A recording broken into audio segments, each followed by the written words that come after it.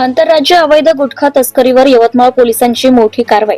यवतमाळ जिल्ह्यात वाढत चाललेल्या आंतरराज्य अवैध गुटखा तस्करीवर अंकुश आणण्यासाठी माननीय पोलीस अधीक्षक यवतमाळ यांच्या आदेशानुसार स्थानिक गुन्हे शाखेने मोठी आणि धडक कारवाई केली आहे. या कारवाईत 2 इसमांना ताब्यात घेऊन तब्बल 65,98,000 रुपयांचा महाराष्ट्र शासनाने बंदी घातलेला सुगंधित पान मसाला, तंबाखू व वाहने जप्त करण्यात आली आहे. दिनांक 27/12/2025 रोजी स्थानिक गुन्हे शाखा यवतमाळ उपविभाग पांढरकवडा वनी पथकास खास खबरांमार्फत माहिती मिळाली की तेलंगणा राज्यातून राष्ट्रीय महामार्ग क्रमांक 44 मार्गे पांढरकवड्याकडे महाराष्ट्र शासनाने बंदी घातलेला सुगंधित पान मसाला व तंबाखू आयशर वाहन क्रमांक UP 94 AT 2305 मधून अवैधरित्या वाहतूक होत आहे. मिळालेल्या खात्रीशीर माहितीच्या आधारे क्षणाचाही विलंब न करता 2 पंचांसह ढोकी गावापुढे राष्ट्रीय महामार्ग क्रमांक 44 येथे सापळा रचण्यात आला.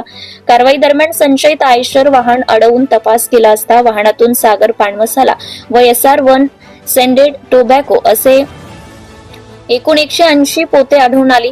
या कारवाईत पुढील आरोपींना ताब्यात घेण्यात आले आहे. मोहन सियाराम यादव वय 26 वर्ष, व्यवसाय चालक, राहणार पिचोड, तालुका पिचोड, जिल्हा शिवपुरी, मध्य प्रदेश. बुद्धा बाबूसिंग परियार वय 35 वर्ष, व्यवसाय मजुरी, राहणार अमोल थाना, तालुका घसारी, जिल्हा शिवपुरी, मध्य प्रदेश. जप्त करण्यात आलेला मुद्देमाल सुगंधित पान मसाला व तंबाखू 180 पोते, किंमत 45,92,000 रुपये, मोबाईल फोन किंमत 6,000 रुपये, आयशर वाहन किंमत 20 लाख रुपये असा एकूण 65,98,000 रुपये जप्त करण्यात आले. ही यशस्वी कारवाई माननीय पोलीस अधीक्षक श्री कुमार चिंता, अपर पोलीस अधीक्षक श्री अशोक थोरात यांच्या मार्गदर्शनाखाली पोलीस निरीक्षक श्री सतीश चौरे, स्थानिक गुन्हे शाखा यवतमाळ यांच्या नेतृत्वात पार पडली. या कारवाईत सहाय्यक पोलीस निरीक्षक दत्ता पेंडकर, पोलीस उपनिरीक्षक धनराज हाके, गजानन राजामलू, पोलीस हवालदार सुनील खंडागळे, सुधीर पांडे, निलेश निमकर, सुधीर पिटूरकर, पोलीस शिपाई सलमान शेख, चालक पोलीस हवालदार नरेश राऊत आदी अधिकारी व अंमलदारांचा सहभाग होता. सदर प्रकरणाचा पुढील तपास पोलीस स्टेशन पांढरकवडा येथे सुरू आहे.